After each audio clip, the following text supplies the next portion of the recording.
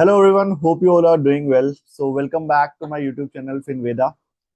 तो आज की वीडियो में हम एक स्टॉक की एनालिसिस करने वाले हैं। जिस स्टॉक की आज हम बात करने वाले हैं उसका नाम है BHIL। अब BHIL से मेरा मतलब क्या है? Bajaj investment and holding. इस पर्टिकुलर स्टॉक की आज हम बात करने वाले हैं। सबसे पहले हम इस स्टॉक को थोड़ा फंडामेंटली एनालाइज करने करेंगे, ये देखने के लिए कि स्टॉक की जो ओवरऑल फंडामेंटली ग्रोथ है वो किस तरीके से चल रही है। फिर हम इसे टेक्निकली चेक करेंगे, ये देखने के लिए कि क्या कोई अच्छी बाइंग अपॉर्चुनिटी स्टॉक में बन रही है या नहीं।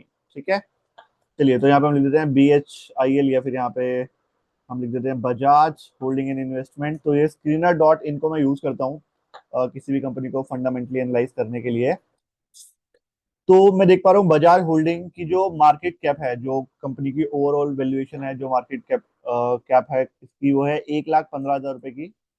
जो शेयर का करंट प्राइस चल रहा है वो चल रहा है 10,398 रुपए के आसपास। ठीक है, जो पिछले 52 वीक्स का हाई गया था स्टॉक का प्राइस, वो 14,700 रुपए के आसपास का था, और जो पिछले 52 वीक्स का लो गया था वो लगभग 8,588 के आसपास था। ठीक है, स्टॉक का जो पी है, प्राइस टू अर्निंग रेशियो, चल रहा है लगभग लगभग 14.3। अब अगर हम प्राइस टू अर्निंग रेशियो की बात करें तो जो लोग इसकी नॉलेज रखते हैं उन्हें पता होगा कि किसी भी अच्छी कंपनी का अगर पी रेशियो हमें जितना कम मिल रहा हो उतना अच्छा होता है।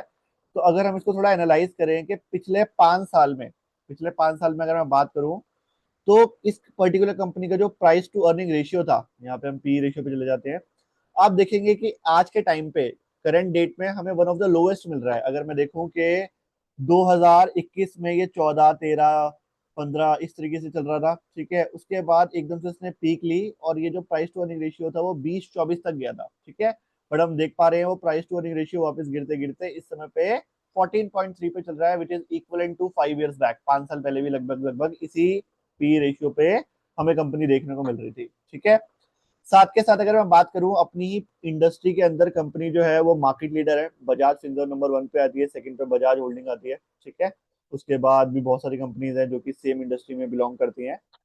अगर मैं कंपनी के पीएनएल की बात करूं तो पहले हम इसकी क्वार्टरली ग्रोथ अगर देखें, तो कंपनी का जो नेट प्रॉफिट है 2023 की मार्च में वो था 1,353 करोड़ रुपए का। ठीक है, 2023 की जून में था 1,400, देन 1,500 करोड़, 1,600 करोड़। बट अगर मैं बात करूँ, ये लगातार ग्रो हो रहा है। 2024 में 2,700 करोड़। और एक और चीज मैं आप लोगों को आज बताऊं जो कई लोग मुझसे पूछते भी हैं, जब भी आप क्वार्टरली प्रॉफिट ग्रोथ को एनालाइज करते हैं या कंपेयर कर रहे होते हैं, तो कभी भी उसे प्रीवियस मंथ से मत किया करें। जैसे मान लीजिए अगर मुझे 2025 के जून की ग्रोथ देखनी है कि ये पर्टिकुलर क्वार्टर में जो प्रॉफिट में ग्रोथ हुई है नहीं हुई है, तो उसको कंपेयर मैं मार्च से नहीं करूंगा, जो हमारा लास्ट क्वार्टर था उससे नहीं करूंगा। मैं उसे कंपेयर करूंगा लास्ट ईयर के जून से। अगर मैं देखूं लास्ट ईयर के जून में 1,600 करोड़ की नेट प्रॉफिट था, और इस 2025 के जून में 3,500 करोड़ का नेट प्रॉफिट है, तो वहां पे हम देख सकते हैं कि काफी अच्छी हमें ग्रोथ देखने को मिली है। ठीक है, और अभी भी अगर हम बात करें इसके, हम अगर ईयरली पीएनएल देखें, ठीक है, एनुअल जो इसकी ग्रोथ है, तो 2015 में कंपनी का नेट प्रॉफिट था 2,000 करोड़, फिर वो बढ़ के 2,200 करोड़ हो गया, उससे 2,400 करोड़, 2,600 करोड़, 3,000 करोड़, देन 3,600 करोड़, 4,100 करोड़, उसके बाद 49,000 करोड़, 73,000 करोड़। और अभी अगर हम देखें, जो मार्च 2026 का लास्ट एनुअल रिपोर्ट के हिसाब से कंपनी का जो नेट प्रॉफिट है वो है 9,790 करोड़ के आसपास। राइट, तो आप देखेंगे पिछले 10 साल के अंदर कंपनी ने लगातार अपने नेट प्रॉफिट को ग्रो किया है। ठीक है, तो यहाँ पे सबसे अच्छी बात क्या है कि कंपनी की जो अपनी खुद की बोरोइंग्स है वो नेक्स्ट टू जीरो है। अगर मैं यहाँ पे देखूं बैलेंस शीट, हाँ, तो कंपनी की जो बोरोइंग्स है अगर आप देखें, which is equal to zero. Company ने के ऊपर ना के बराबर लोन है, बट वही अगर कंपनी का रिजर्व देखें वो 73,000 करोड़ का है, तो कंपनी के रिजर्व के कंपैरिजन में कंपनी का जो बोरोइंग्स है वो ना के बराबर है। तो एक इंसान या एक कंपनी बैंकरप्ट कब होती है? मैं एक बहुत छोटा सा एग्जांपल दूंगा कि मान लेते हैं आप एक इंडिविजुअल हैं। ठीक है, आपकी जो टोटल नेटवर्थ है वो है लगभग लगभग 1 करोड़ रुपए की। मैं एग्जांपल ले रहा हूँ कि आपके पास जो भी घर गाड़ी या जो भी आपका बैंक बैलेंस है वो सब मिला के जो आपकी टोटल नेटवर्थ है वो है 1 करोड़ की। बट आपने जो अपने ऊपर लोन ले रखे हैं वो लोन आपने ले रखे हैं 2 करोड़ रुपए के, फॉर एग्जाम्पल। तो अब अगर आप कल को बैंक करप्ट हो गए, बैंक करप्ट आप किस केस में होंगे मैं आपको बताता हूँ, कि आपका जो 2 करोड़ का लोन है उसको चुकाने के लिए अगर आप अपने सारे एसेट्स को भी बेच देंगे तो आप उसको पूरा रीपे नहीं कर सकते। तो this is one of the reason कि एक जो इंडिविजुअल होता है वो बैंकरप्ट होता है। Same formula applies to a particular company as well, कि अगर एक कंपनी है उसकी जो टोटल रिजर्व है अगर उसकी बोरोइंग उसके रिजर्व से ज्यादा है तो वहां पे उस कंपनी में जो एक रिस्क फैक्टर होता है वो थोड़ा बढ़ जाता है। क्यों? क्योंकि अगर कंपनी कल को अपने सारी बोरोइंग्स को रीपे करने के लिए अपने सारे रिजर्व को खत्म भी कर दे, स्टिल वो कंपनी अपने लोन्स को रीपे नहीं कर पाएगी। तो कभी भी इस तरीके की कंपनी में हमें इन्वेस्ट नहीं करना चाहिए जिसकी जो बोरोइंग्स है वो उसके रिजर्व से ज्यादा हो। This is one of the suggestion. ठीक है। सेकेंडली मैं यहाँ पे बात कर रहा था बजाज होल्डिंग की, तो यहाँ पे हम देख सकते हैं कंपनी के रिजर्व 73,000 करोड़ के हैं और कंपनी की बोरिंग्स मात्र 10 करोड़ की है, which is equal to zero. तो ये एक बहुत ही पॉजिटिव रीजन है जो मुझे लगता है कि बजाज होल्डिंग में एक अच्छा पॉजिटिव मूव हमें आगे देखने को मिलेगा। उसकी लिए भी चार्ट चल के बात करेंगे। ठीक है। तो हमने यहाँ पे कंपनी की प्रॉफिट लगातार एनुअली भी ग्रो हो रहे हैं, क्वार्टरली भी ग्रो हो रहे हैं, उनकी बात करी। ठीक है। हमने बात करी कि कंपनी के ऊपर बोरोइंग्स ना के बराबर हैं। ठीक है। कंपनी के फिक्स एसेट्स लगातार इंप्रूव हो रहे हैं, कंपनी की इन्वेस्टमेंट्स लगातार इंप्रूव हो रही हैं। अगर मैं यहाँ पे होल्डिंग्स की बात करूँ तो कंपनी के जो प्रमोटर्स हैं, कंपनी के जो मालिक हैं, उनके पास इस पर्टिकुलर स्टॉक की 51% की होल्डिंग है, which is higher stakes in the company के 51% जो प्रमोटर्स हैं उनके पास है और 49% रेस्ट ऑफ द पीपल के पास है। एफ आई आई जो हमारे फॉरेन इंस्टीट्यूट्स हैं उनके पास 9.62% की होल्डिंग है। डी आई आई जो हमारे डोमेस्टिक इंस्टीट्यूट्स हैं उनके पास 8% की होल्डिंग है। और पब्लिक के पास 30% की होल्डिंग दिखा रहा है। अब ये जो 30% है ये भी प्रॉपरली पब्लिक के पास नहीं है। इसमें से कई सारे एच एन आईज होंगे। एच एन आईज का मतलब होता है हाई नेटवर्क इंडिविजुअल्स। तो एच एन आईज में यहाँ पे हम देख सकते हैं जया हिंद के पास 5% की होल्डिंग है। महाराष्ट्र स्कूटर्स के पास 3% की होल्डिंग है। इसके अलावा नीरज नीरज बजाज के पास 1.6% 64% की होल्डिंग है। तो इस 30% में से भी अराउंड 9 to 10% जो होल्डिंग्स है वो एच एन आईज के पास है। तो ओनली 20% होल्डिंग है जो पब्लिक के पास है। ठीक है। और प्रमोटर्स ने पिछले कई सालों में अपनी होल्डिंग्स को कम नहीं किया। अगर हम देखें डी आई की होल्डिंग बढ़ी है, एफ आई आई ने मे बी सम रीजन अपनी होल्डिंग्स को यहाँ पे थोड़ा कम किया है पिछले कुछ सालों में। ठीक है। तो फंडामेंटली मुझे कंपनी में कोई भी यहाँ पे कमी नहीं दिख रही है, बट स्टिल इसको थोड़ा और एनालाइज करने के लिए हम इसकी जो फाइनेंशियल रिपोर्ट थी 2026 की उसको थोड़ा गो थ्रू करते हैं। हम ये पूरी लगभग लगभग 257 पेजों की ये रिपोर्ट है, तो हम इसे पूरा तो नहीं पढ़ सकते हैं। तो एक आसान तरीका जो कि मैंने आप लोगों को पहले भी समझाया था, हम इस रिपोर्ट को डाउनलोड कर लेंगे और चैट जीपीटी से जाके पूछेंगे कि हमें थोड़े यहाँ पे इसके क्रिस्पी टेकअवेज दे। Share crisp takeaways from the shared docs.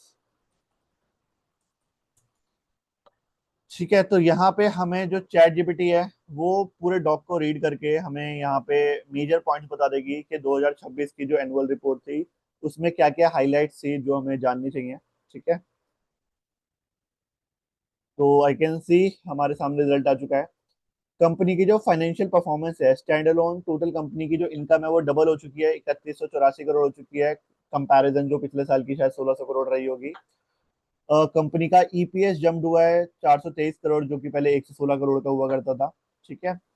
One time profit boost मतलब रिपोर्टेड 1983 करोड़ के आसपास का एक स्टैंड अलोन प्रॉफिट हुआ है और एक 1522 करोड़ का कंसोलिडेटेड प्रॉफिट हुआ है जो कि उन्होंने अपने किसी बजाज फिनसर्व के शेयर्स को करके बेच के मिला है शायद। जैसे अगर आप यहाँ पे देखें प्रॉफिट एंड लॉस में जो हमारी प्रॉफिट एंड लॉस था इस साल का, तो एक यहाँ पे अदर इनकम आप लोगों को दिख रही है। ये एक बहुत बड़ा पार्ट था हमारे प्रॉफिट का।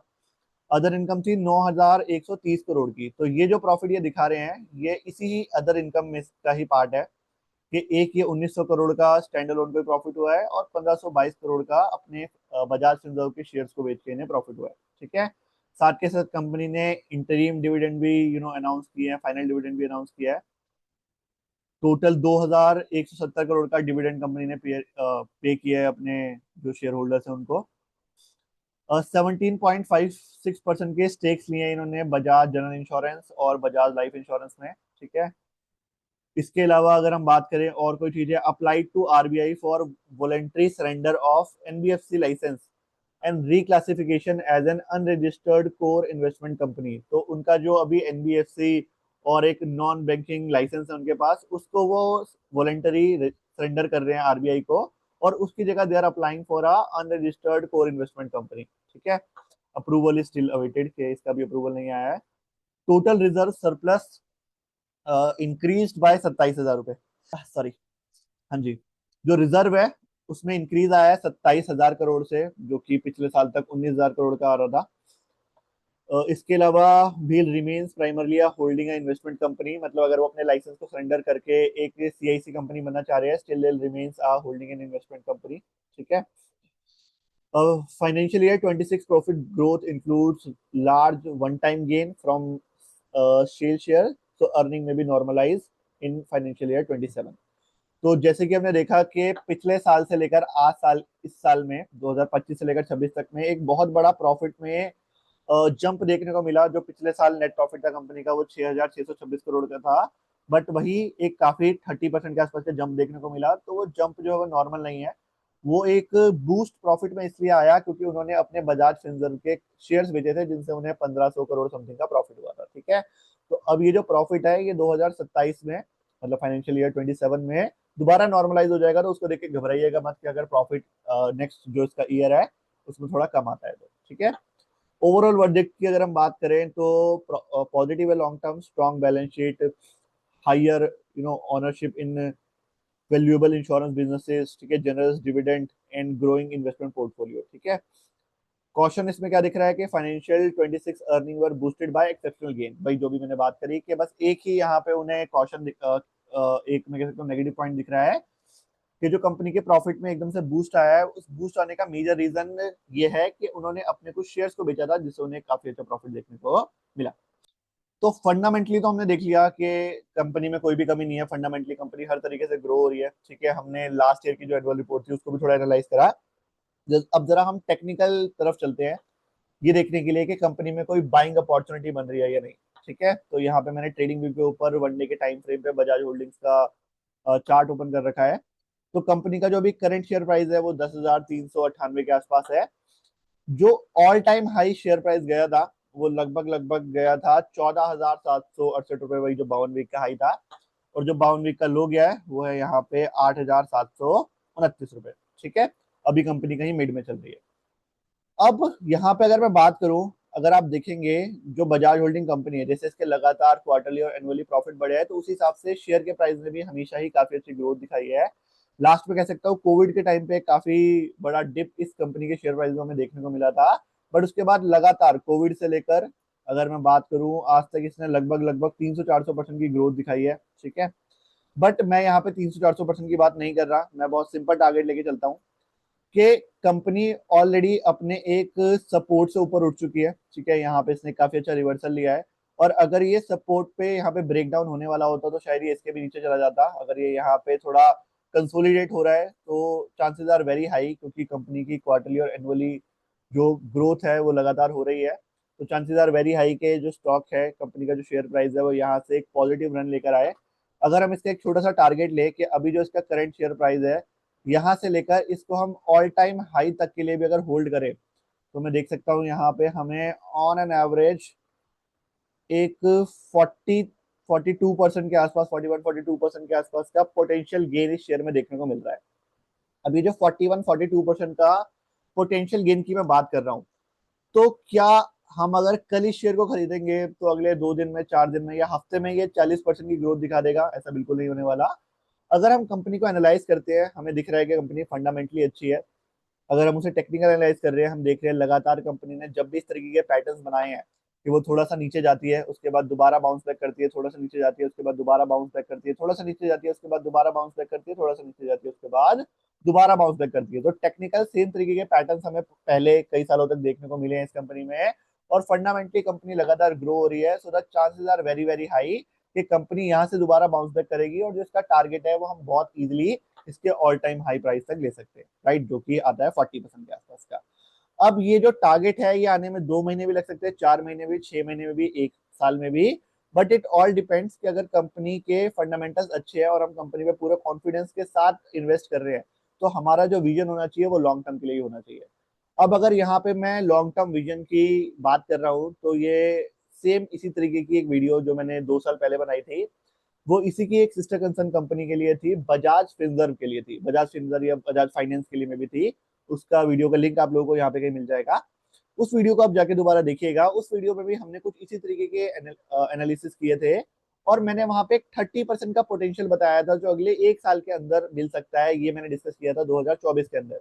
और आप जाके देखिए, जो भी मैंने वहां पे टारगेट दिए थे, जो भी हमने एनालिसिस किया था, देवर राइट राइट। तो आप लोगों को वहां एक थोड़ा कॉन्फिडेंस मिलेगा कि क्या एक रीजन होता है एक कंपनी को होल्ड करने का। Don't ever try to be rich very quickly, because there is no such scheme available. तो अगर आप चीजों को सीखेंगे, समझेंगे, और उसके बाद अपनी इन्वेस्टिंग की जर्नी पे ज्यादा फोकस करेंगे, आपकी जो भी हार्ड अर्न मनी है उसको आप इन्वेस्ट करें, चीजों को सीख के समझ के करिए। और एक और मेरी सजेशन रहेगी आप सभी लोगों को कि never invest more than, I can say, 5% of your total portfolio in a single stock. ठीक है? अपने जो भी आपका पोर्टफोलियो है, अगर आपका 1 लाख, 2 लाख, 5 लाख, 10 लाख, 1 करोड़, जो भी आपका पोर्टफोलियो है, उसका 5% से ज्यादा एक सिंगल स्टॉक में एक टाइम पे इन्वेस्ट ना करें आप। ठीक है? अगर आप 5% करते हैं, वो पर्टिकुलर स्टॉक में कुछ ऊपर नीचे भी होता है, आपके पोर्टफोलियो में कोई बहुत बड़ा फर्क नहीं आएगा। ठीक है? तो अगर मैं बात कर रहा हूँ 5% एक शेयर में, अगर आप इन्वेस्ट करें, एक स्टॉक में इन्वेस्ट कर रहे हैं, तो आपके पोर्टफोलियो में हमेशा 20 से 25 के आसपास स्टॉक हो सकते हैं, होने चाहिए। ठीक है? सो आई बिलीव, पहले आप लोग वो पुरानी वीडियो देखिएगा तो आपको थोड़ी बेटर अंडरस्टैंडिंग मिलेगी कि क्यों ये सब कुछ मैं आपको समझा रहा हूँ, और पिछली जो मैंने चीजें समझाई थी उनके रिजल्ट क्या रहे थे। और आगे भी जो वीडियोस आने वाली है उनमें भी हम इसी तरीके की डिस्कशन करेंगे। I want each one of you to be smart and work on your knowledge rather than taking random tips from people. Baki this for today, guys. I hope you like the video. I just requesting each one of you to subscribe the channel if you find my content valuable. This for today, guys. Thank you so much, everyone. Bye.